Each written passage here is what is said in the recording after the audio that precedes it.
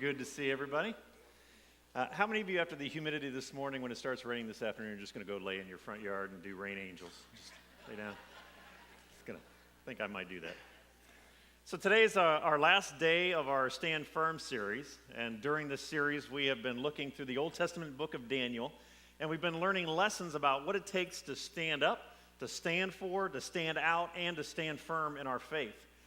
And throughout their lives, Daniel and his three friends, Shadrach, Meshach, and Abednego, were singularly focused on following God's will for their lives, not their own wills, and not the will of any other person, including the powerful king under which they lived and served. They stood up for their faith in God when it was easier, and they stood up for their faith in God when it was extremely difficult and even life-threatening, such as in the story that we're going to be looking at today. So to get us started, let me ask you this question. How many of you would say, in the last month, you've had at least one really bad day? In the last month, how many of you would say, those hands went up really quick. Some of those just went up really quick. Things just didn't go the right way. It was that kind of day where you wish you could crawl back in bed and start over again, or you just wish you could crawl back in bed and stay there. All right, you guys had those kinds of days?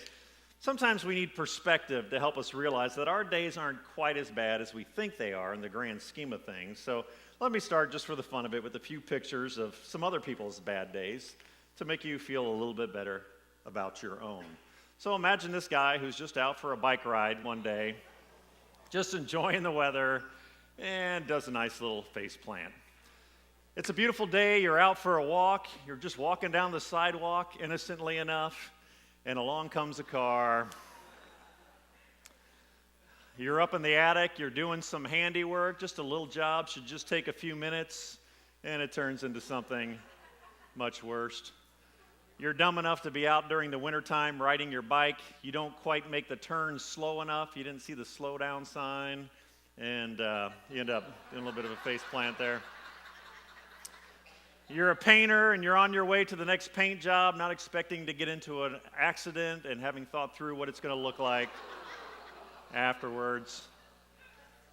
Or you're a hunter who wakes up in the morning to a surprising guest that you've been looking for a while, but your gun is just a little out of reach at the moment.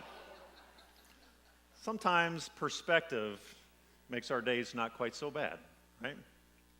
Now, earlier this week, when I was thinking about this question, I was thinking, you know what? I haven't really had a very bad day this past month. Sure, there have been things that I would have changed, like most of us have, right? But none of the days were terrible. So that's why I came up with those pictures for some humorous comparisons. But God evidently thought that I should have a personal testimony to share with you this morning. So Friday happened.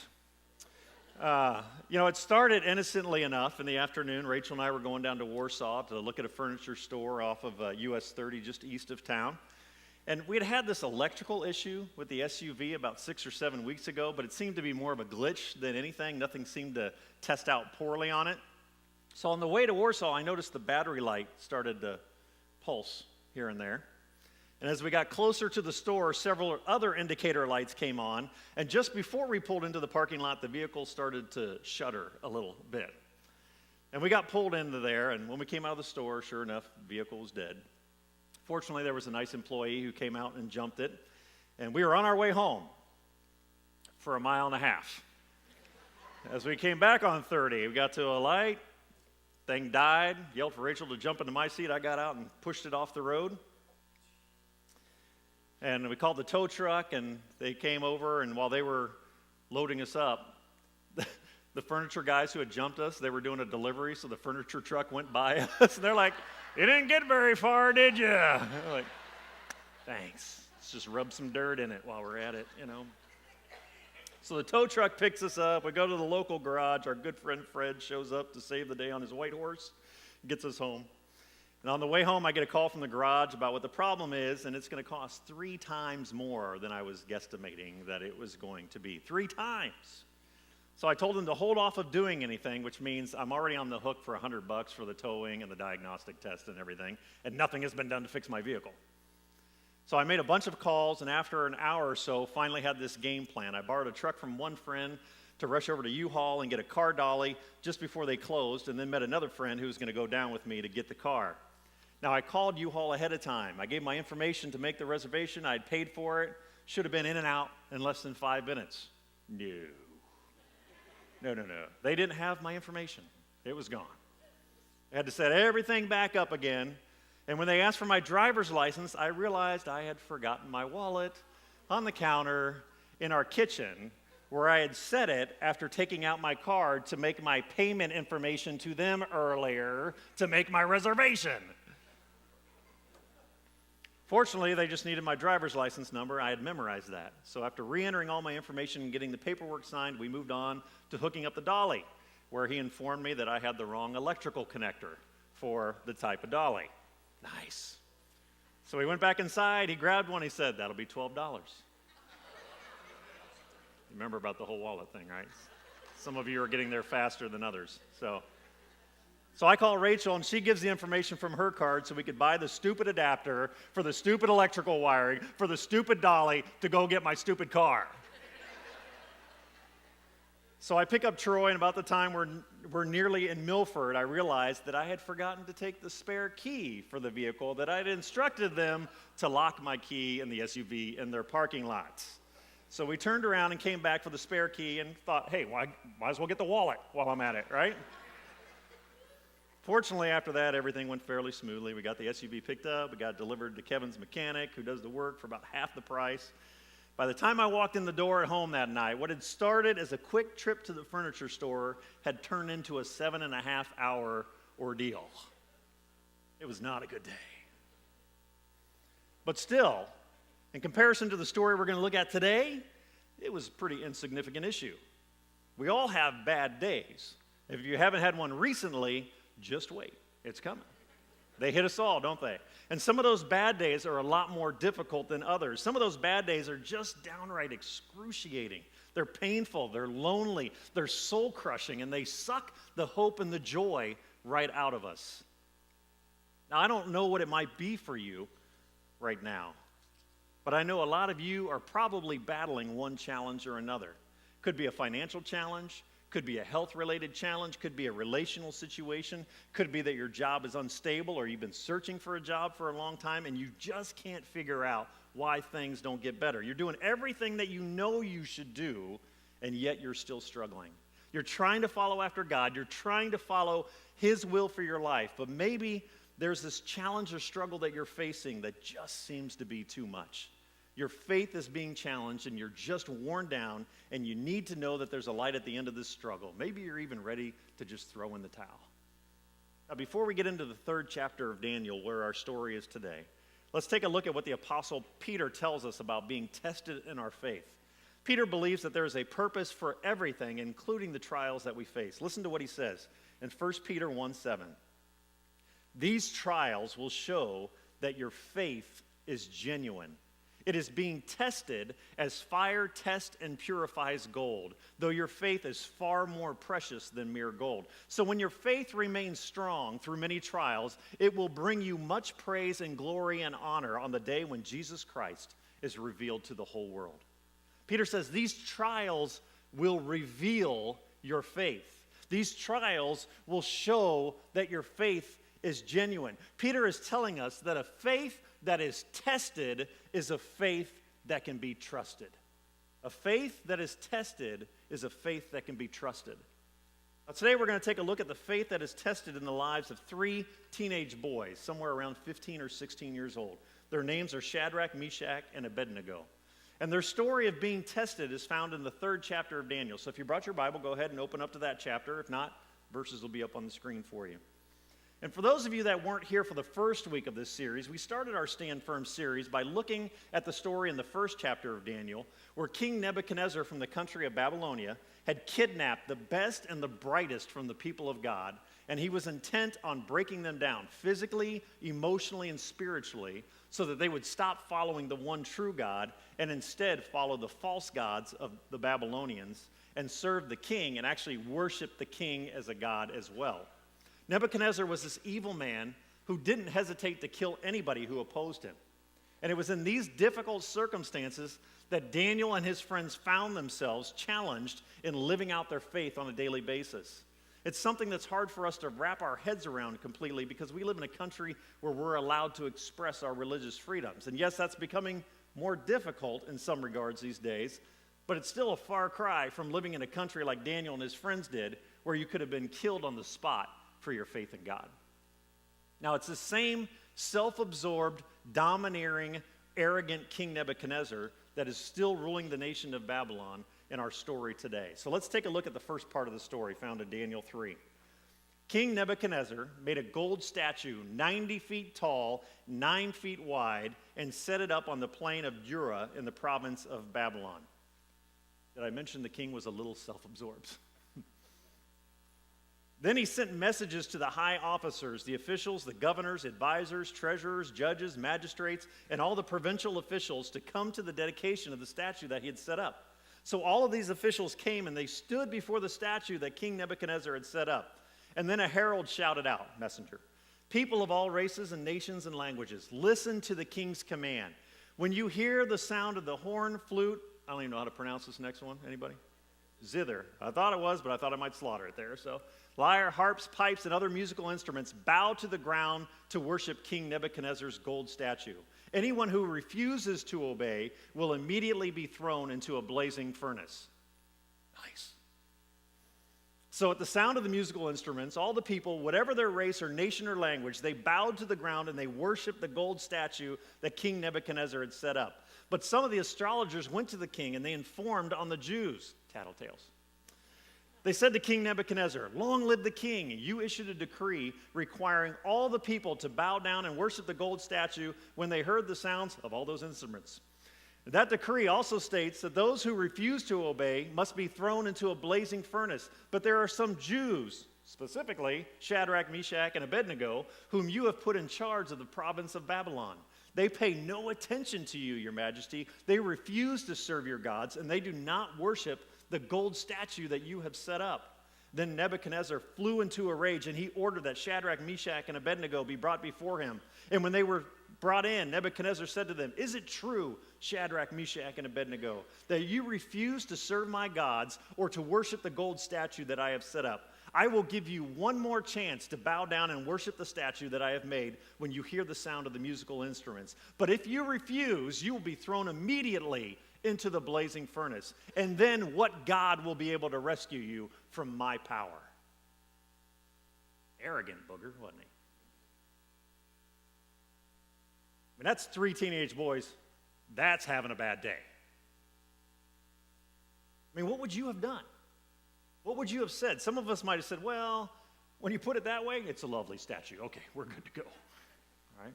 Others might have said, "You know what? I'll bow down when I'm supposed to. I just won't actually worship the statue of the king. At least that way I don't become human meatloaf." But for Shadrach, Meshach, and Abednego, this was an issue on which they would not bend. For them, it was crossing a line that was disrespectful and unfaithful to the one true God. You think these teenage boys were afraid? Would you have been? You think these teenage boys were afraid? You think they were speechless after getting yelled at by the king? Well, listen to their response. Verses 16 through 30 continued. Shadrach, Meshach, and Abednego replied, "O Nebuchadnezzar, we do not need to defend ourselves before you. If we are thrown into the blazing furnace, the God whom we serve is able to save us. He will rescue us from your power, your majesty. But even if he doesn't, we want to make it clear to you, your majesty, that we will never serve your gods or worship the gold statue that you have set up." Not exactly speechless, right? Their example gives us some things today to remember when it comes to how do we respond to difficult trials. And let me share a few of these lessons that we can learn from these boys. The first is this: when facing trials, we need to remember faith obeys God, not other people. Faith obeys God, not other people. Everybody else is bowing down, but these 3 teenage boys are standing and speaking boldly to the king, who could have had them killed with a single command. But they know that there is a bigger story taking place here. They know that there is a bigger purpose at work in the circumstances that they are facing. They're saying, King, we don't even have to give you an answer because this isn't ultimately between you and us. This is between us and God. Faith obeys God instead of obeying others. They didn't have to pray about it. They didn't have to think about it. They didn't have to fast about it. They didn't have to take all the dramatic circumstances of the situation and post it on Facebook and ask their friends what they should do. They had one predetermined plan, and that was obedience to God. That's it. We will be obedient to God no matter what. Faith obeys God instead of following others. The second thing that we need to remember when facing trials is this. Faith believes in spite of what it sees. Say that with me. Faith believes in spite of what it sees. Their response to the king was, if we are thrown into the blazing furnace, the God whom we serve is able to save us. He will rescue us from your power. These boys had absolutely no reason to believe that God was in the habit of rescuing people from a fiery furnace. There was no record of it ever happening before. Why would he start now? But their faith allowed them to believe that their God was more than capable of intervening in earthly circumstances that looked completely hopeless. And not only did they believe that God was capable of doing it, they also believed that God was willing to do it. How does your faith stack up to their faith?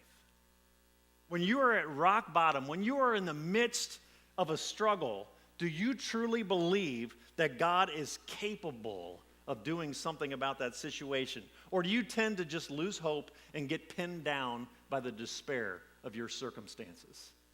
Whether you brought the trial on yourself or if it was brought on by others like in this story, you have a choice to make on whether or not you will place your trust in God and believe in Him despite what the outward circumstances look like. Now, I think a lot of you were probably here the Sunday before Christmas when I shared my father-in-law's story. My father-in-law is currently serving a sentence in Pennsylvania, a 7-year sentence, and I shared that story. And if you'd like some more background on that, I'd encourage you to just go online, go into the media, and pull up that Sunday before Christmas. But we had this chance last weekend. We traveled to Pennsylvania, and we got to visit him for Father's Day, which I love that we were able to do that. And when I interact with my father-in-law, I see this man who has grown so much in his faith in prison.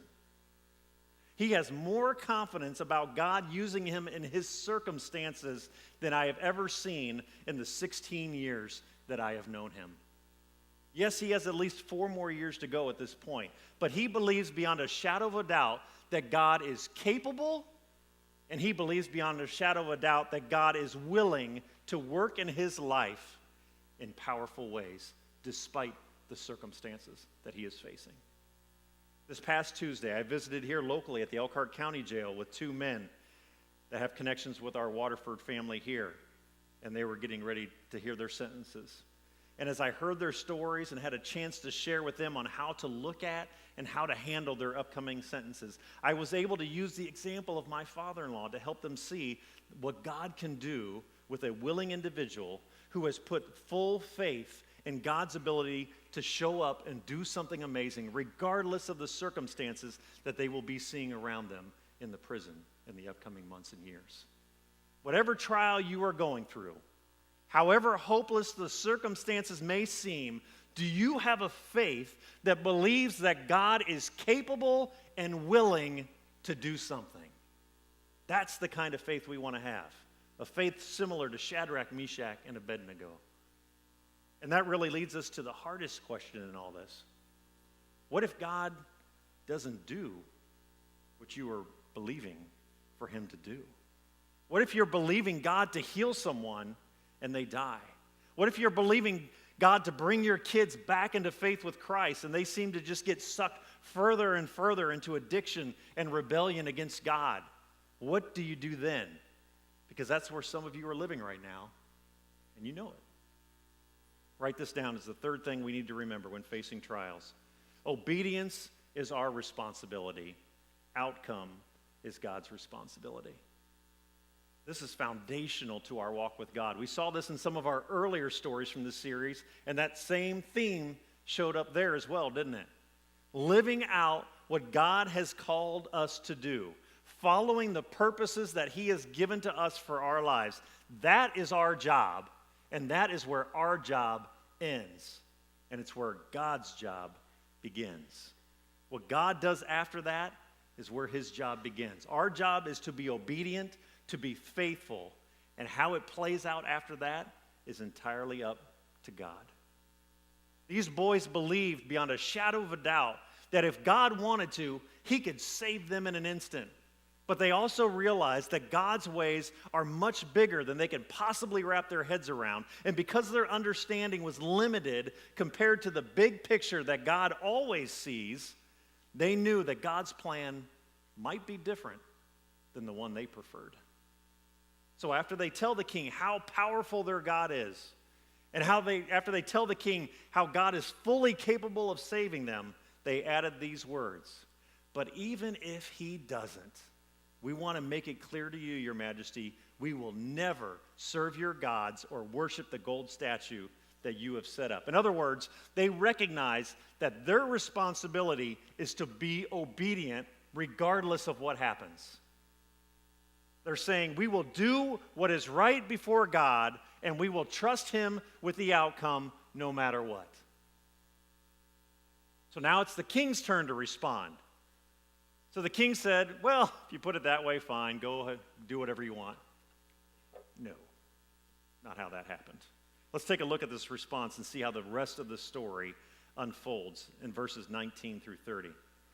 Nebuchadnezzar was so furious with Shadrach, Meshach, and Abednego that his face became distorted with rage. He commanded that the furnace be heated 7 times hotter than usual. Now, this is probably like a kiln for bricks, so this thing is already like between 500 and 700 degrees. Now he's asking for it to be heated 7 times hotter than that, all right? A little bit of overkill. Then he ordered some of the strongest men of his army to bind Shadrach, Meshach, and Abednego and throw them into the blazing furnace. So they tied them up and they threw them into the furnace, fully dressed in their pants, turbans, robes, and other garments. And because the king in his anger had demanded such a hot fire in the furnace, the flames killed the soldiers as they threw the 3 men in. So Shadrach, Meshach, and Abednego, securely tied, remember that, we're going to come back to that, securely tied, fell into the roaring flames. But suddenly Nebuchadnezzar jumped up in amazement, and he exclaimed to his advisors, "Didn't we tie up 3 men and throw them in the furnace?" "Yes, Your Majesty, we certainly did," they replied. "Look," Nebuchadnezzar shouted, "I see 4 men, unbound, walking around in the fire unharmed, and the 4th looks like a god." Now, 2 things here. The appearance of Jesus in various forms in the Old Testament is called a Christophany, and here we see that Jesus is meeting them right in the midst of the trial, just like he meets with you and me right in the midst of the worst trials. We are never alone. And remember that it told us that when they went in, they were securely tied. Now in the midst of the fire, in the midst of the trial, they are unbound and they are set free. Now why is that relevant? Because some of you are facing a fire right now, some big, some small. And you are begging God to deliver you from this suffering. You are begging God to end this season of challenge, to end this season of hurt, to end this season of trial. But could I just propose that perhaps even as we just saw in this story, that the very thing that you want God to remove from you is the very thing that God wants to use to set you free? I look at my father-in-law's situation. It's a very natural thing for us as family that love him to want to pray for his time to just be over with, right? That's a natural thing for a family to do, for him just to be released. But the reality is, it's in the midst of this trial, it's in the midst of this current fire that he is in, where Jesus is truly setting him free. Verse 26, then Nebuchadnezzar came as close as he could to the door of the flaming furnace, and he shouted, "Shadrach, Meshach, and Abednego, servants of the Most High God, come out, come here." So Shadrach, Meshach, and Abednego stepped out of the fire, And then the high officers, the officials, the governors, and advisors crowded around them and saw that the fire had not touched them. Not a hair on their heads was singed, and their clothing was not scorched. They didn't even have the smell of smoke on them. And then Nebuchadnezzar said, "Praise to the God of Shadrach, Meshach, and Abednego. He sent his angel to rescue his servants who trusted in him. They defied the king's command, and they were willing to die rather than serve or worship any god except their own God. Therefore, I make this decree.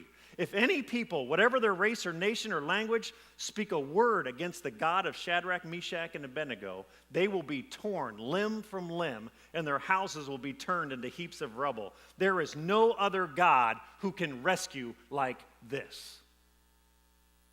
Then the king promoted, you think? Then the king promoted Shadrach, Meshach, and Abednego to even higher positions in the province of Babylon. This story needs to remind us above all things, people, that God always shows up. It may not be the storybook ending like this, but God always shows up. He is always capable. And he is willing to walk with you through whatever it is that you are facing right now.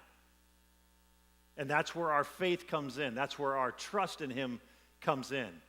Because sometimes we pray for God to take something away. And maybe because God sees the bigger picture, because he sees the grander purpose of what you're going through, he is willing to remove that. But we also have to have the faith in God that God loves us like crazy. That he loves us more than we love ourselves and more than anybody else on this planet can possibly love us. And when we can't see the bigger picture, and we ask God to remove something, knowing that he is capable of doing that if he wants to, but he doesn't, that is where our faith kicks in even more. Those are the times where we have to say, "God, I don't get this. I cannot wrap my head around this. I don't know how this can bring you any honor or any glory. I just don't see it, but I trust that you do. And because you do, and because you love me, and because I know you want what's best for me, I'm going to continue to trust. And I'm going to get back to where I'm supposed to be, which is what? Obedience. That's where my focus is supposed to be. My job is not to figure out everything in the world. My job is not to make all of the decisions. My job and your job is obedience. And after we are obedient, whatever happens, we trust the will of God. Even when we can't understand it, we trust the will of God. Even when it feels like it is tearing our hearts out of our chest, we trust the will of God. And when we do that, sometimes God will step in and he will change something in our circumstances, like he did in this story. But other times he doesn't do that. And the reality is, that's okay. Because the God that I have grown to adore and love is a God that is worthy of being trusted. And if things don't turn out the way I want them to turn out, then I just realize he's a lot smarter than I am. And if you need a reminder, he's a lot smarter than you are too. Whatever you're going through right now, whatever trial you're at, whatever fire you're in right now, lean into God and trust that he is capable, trust that he is willing. And just like they said, even if for some reason God didn't see it in his will to make a change, they still trusted anyways because they believe God sees the bigger picture. Even if we can't wrap our heads around it, he sees the bigger picture, and so we trust. So let's pull up that review slide again if we can. I wonder which of these three are ones that you need to focus on. Which of these three could you focus on this week? Faith obeys God, not other people.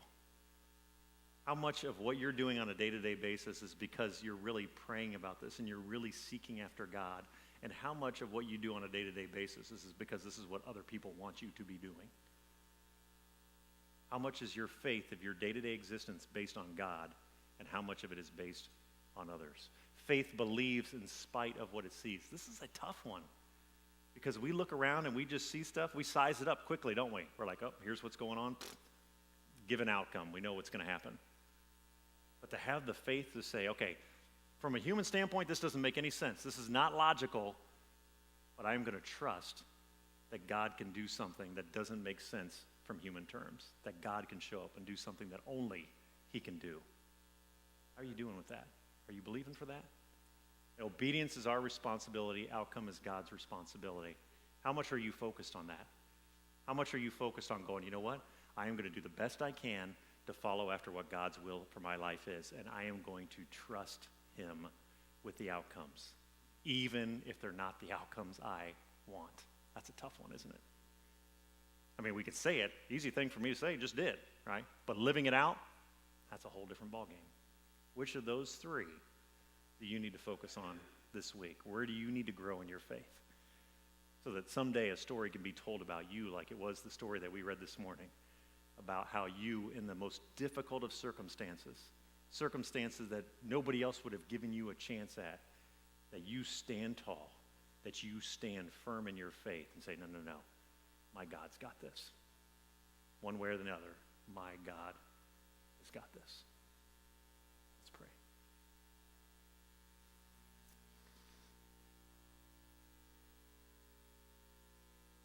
God, I'm so grateful for this series that we have gone through. We're so grateful for the example of Daniel and his friends and the stories that we have, these precious stories that we can look back on thousands of years later and realize that they are just as relevant today as they were for those people that were actually in the stories.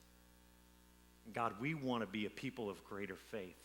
I mean, when I read this story, there's something that stirs inside of me that's just like, man, I want to believe in you like that, God.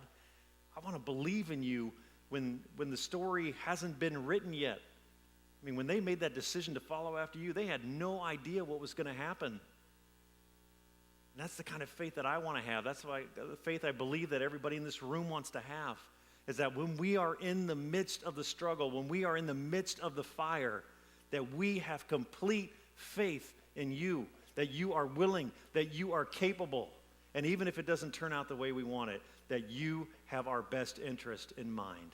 You are the one who gives us a hope and a future.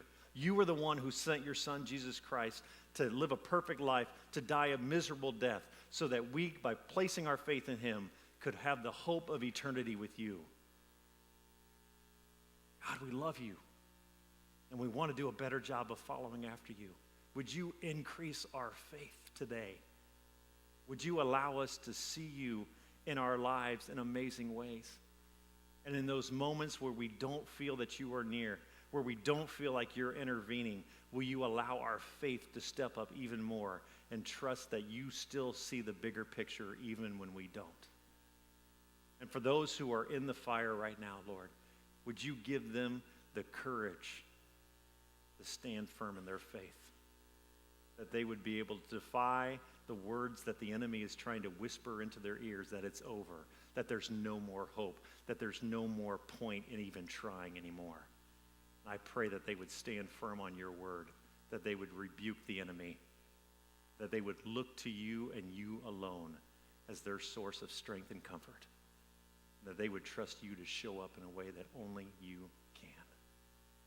God, we are so grateful to have an amazing, loving, all-consuming God like you, who cares about every detail of our lives, who cares about being with us every step of the way, who is there celebrating with us in the joys, and who is there, just like Christ was, right there with us when the fire comes along.